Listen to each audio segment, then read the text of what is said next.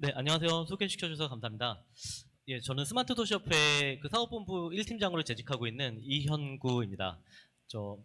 스마트 시티에 대한 사업 동향과 주요 사례에 대해서 말씀드리도록 하겠습니다. 들어가기 앞서 간단한 스마트 시티에 대한 말씀을 좀 드리도록 하고요.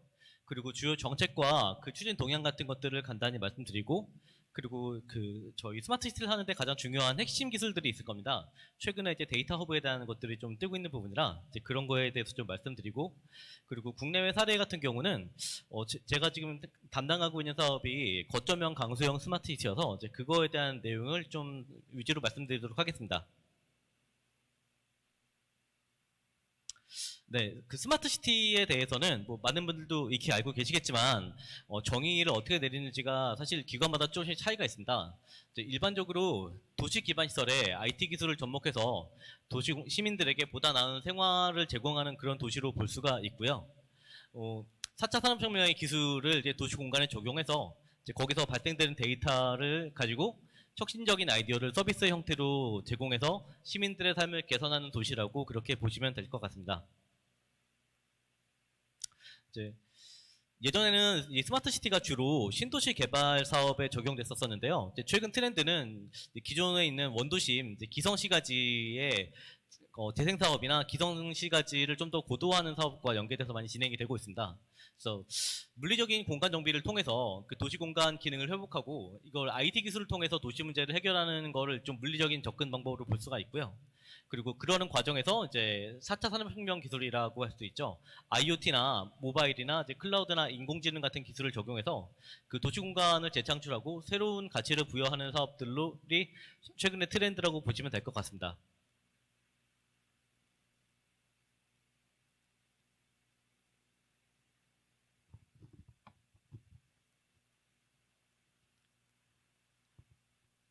네. 예. 국가별 스마트 시티 정책에 대해서 좀 간단히만 말씀드리겠습니다.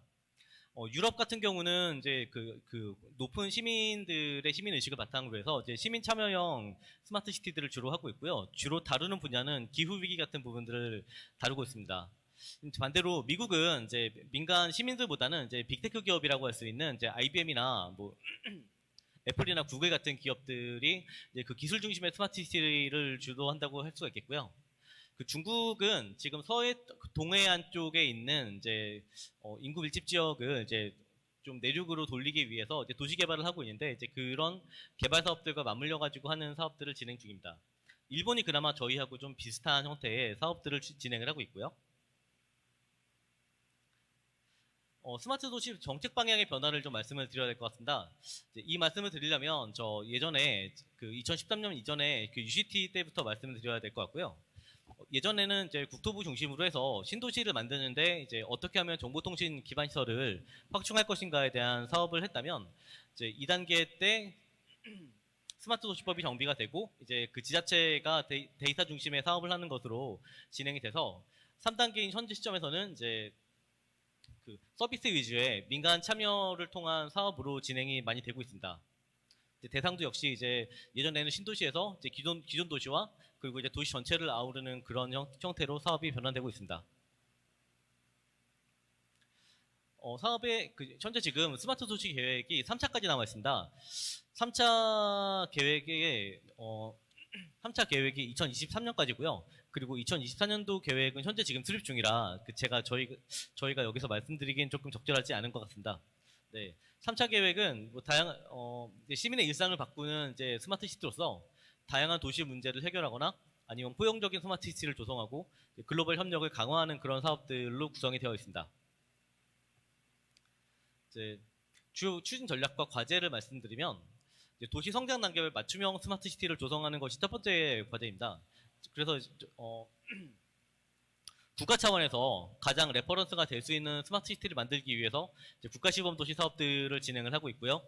그리고 기존 도시를 어떻게 스마트하게 만들 것인가, 이제 시민 책임형 서비스를 제공한다든가, 이제 포용 도시를 만드는 다양한 사업들이 있었는데, 이제 거점형 스마트 시티나 아니면 강소형 스마트 시티 같은 사업들이 이런 기존 도시를 스마트 시티로 만드는 사업에 해당이 된다고 말씀드릴 수 있습니다.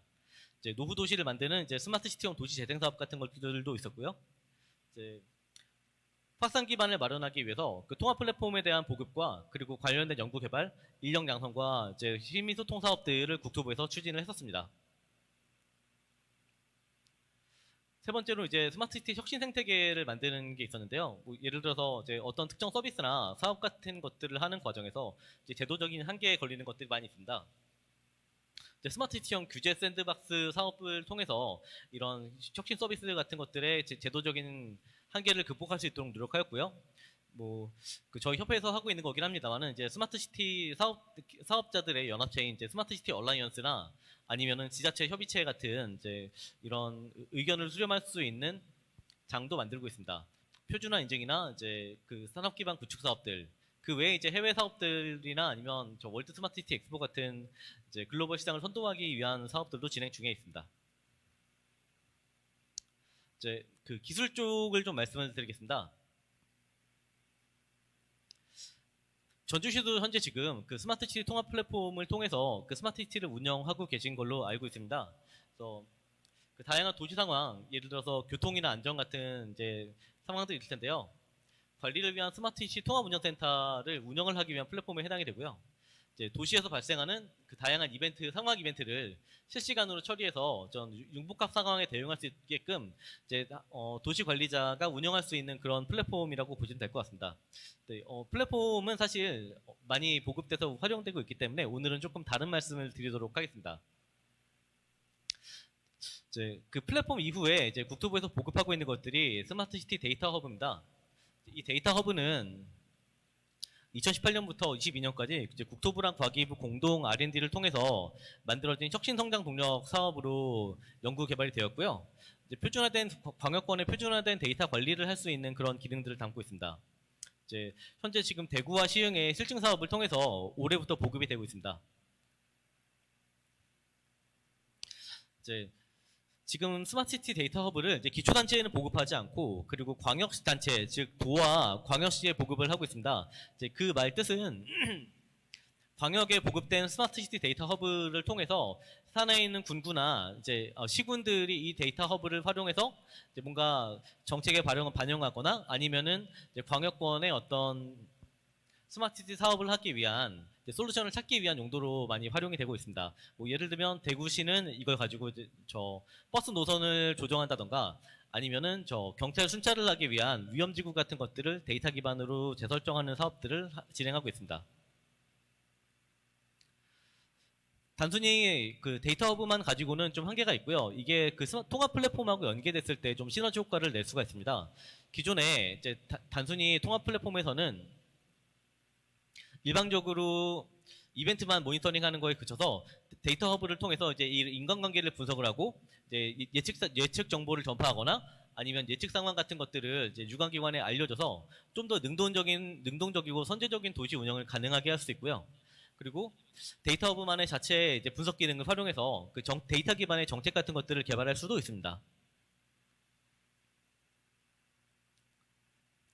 현재 지금 국토부에서 자체적으로 하고 있는 보급 사업이 있고 그리고 지자체가 자체적으로 가지고 있는 데이터 허브가 있고 그리고 아까 말씀드렸던 이제 국토부의 조성 사업들 스마트시티 챌린지나 이제 거점 강소형 스마트시티 사업들을 통해서 데이터 허브가 구축이 되고 있습니다.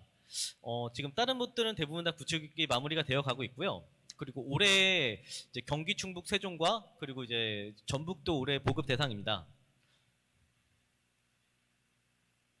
이 데이터 허브에 대해서 조금만 더 말씀을 드리면 이 조성 사업부에 관련돼서 말씀을 드리면 데이터 허브를 중심으로 해서 이런 스마트 시티 서비스나 아니면은 이제 시민이 참여하는 리빙랩이나 이제 이노베이션 센터 같은 것들을 연계해서 활용하는 그 모델들이 도시에서 구상할 필요가 있을 것 같습니다. 예를 들어서 이노베이션 센터에서 어떤 혁신적인 기술과 서비스 같은 것들을 개발을 하고 그거를 그 실제 도시 공간에서 스마트시티 통합 플랫폼의 관리하에 시범적으로 서비스를 제공을 하고 그것들은 이제 시민들이 참여하는 리빙랩을 통해서 서비스의 의견 같은 것들을 받아서 다시 또 고도화할 수 있는 방법이 있을 거고요.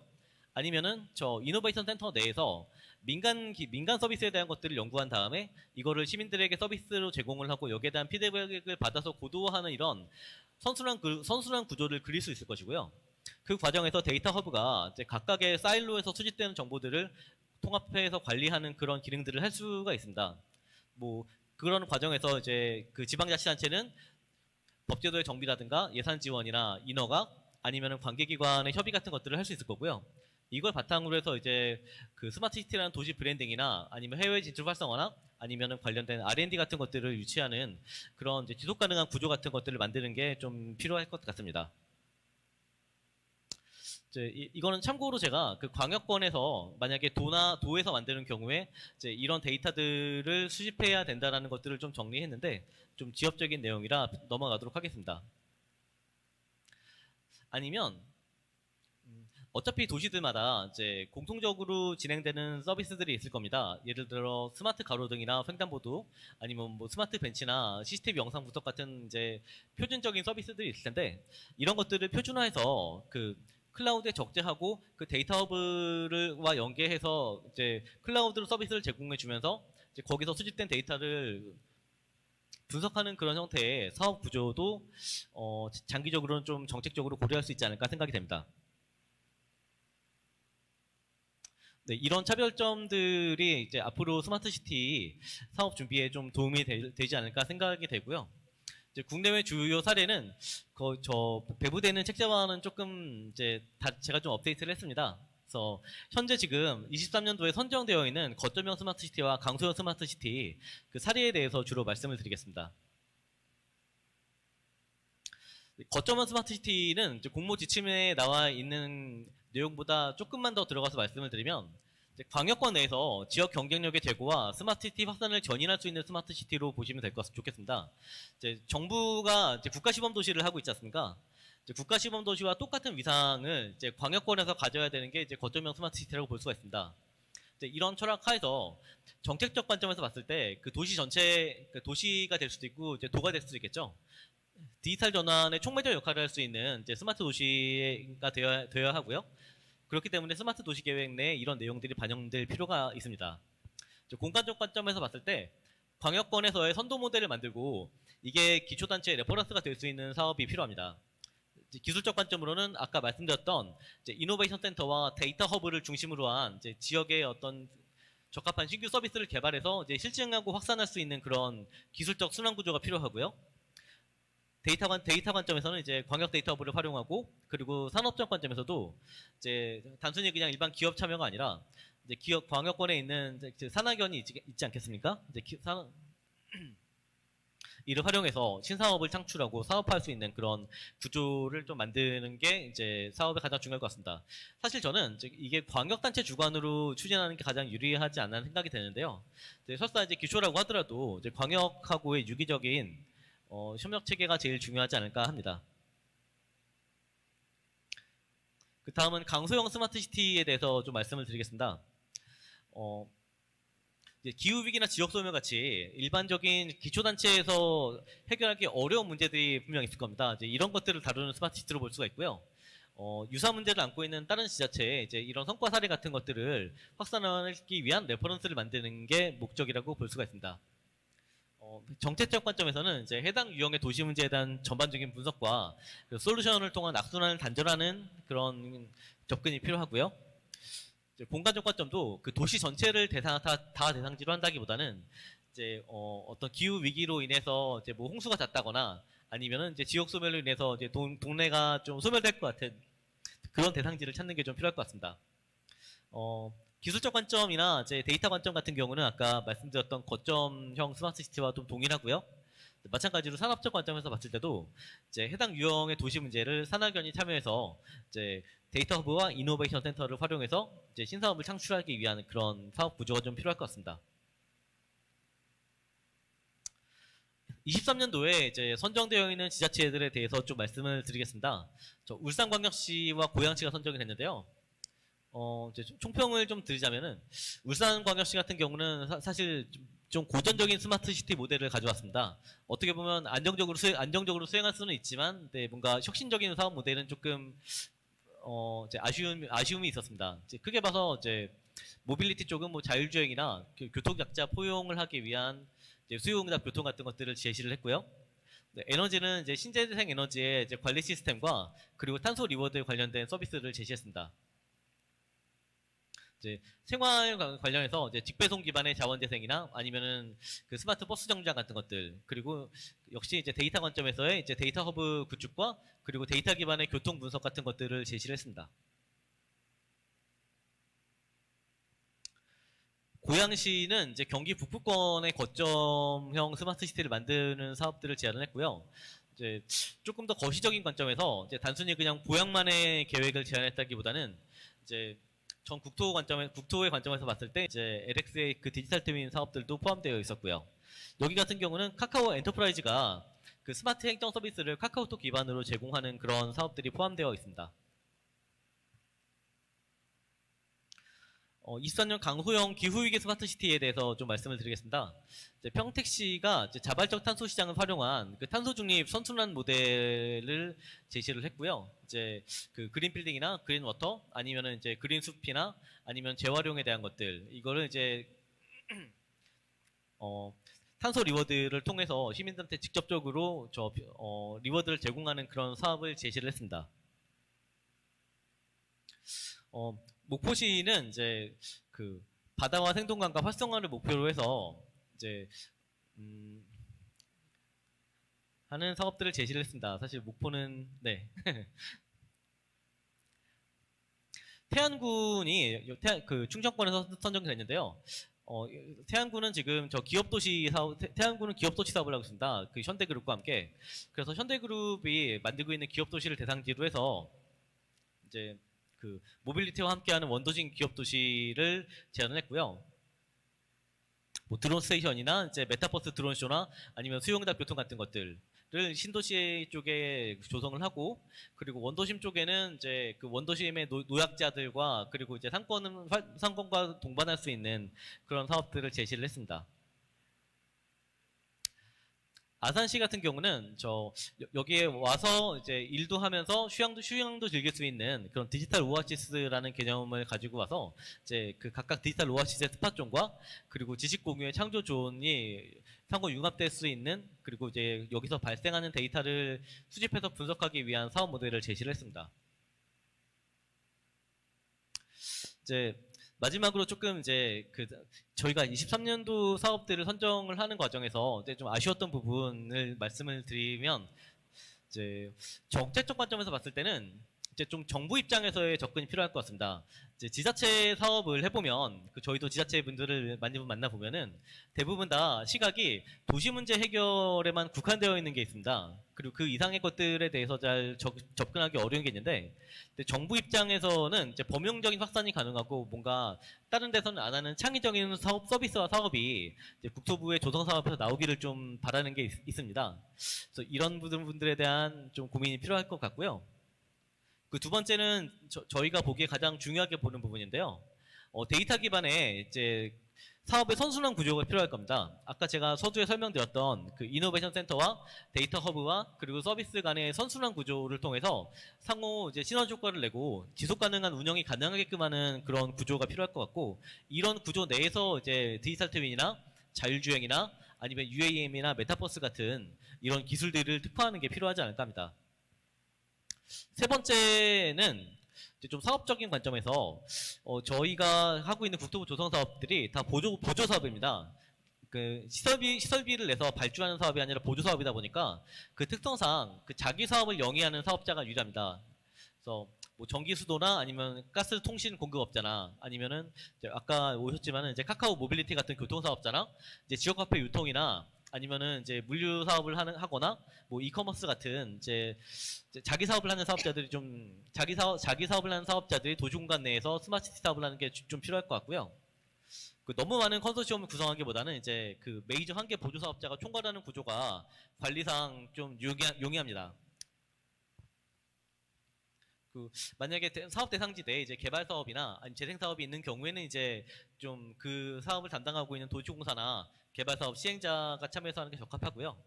뭐 투자 출연 위탁 대행 같은 것들 좀 필요할 것 같고, 그리고 만약에 이제 그 기술적인 부분에 좀 한계가 있을 수가 있습니다. 특히나 이제 그러면 민간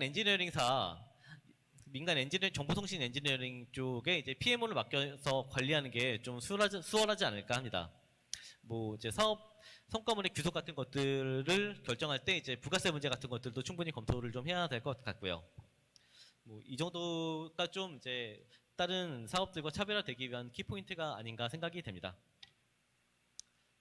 네, 이상으로 발표를 마치도록 하겠습니다. 혹시 그 질의응답이 혹시 있으실까요? 네, 다음 발표가 있어서 그 여기까지만 발표를 하고 이제 마무리하는 걸로 하겠습니다. 감사합니다.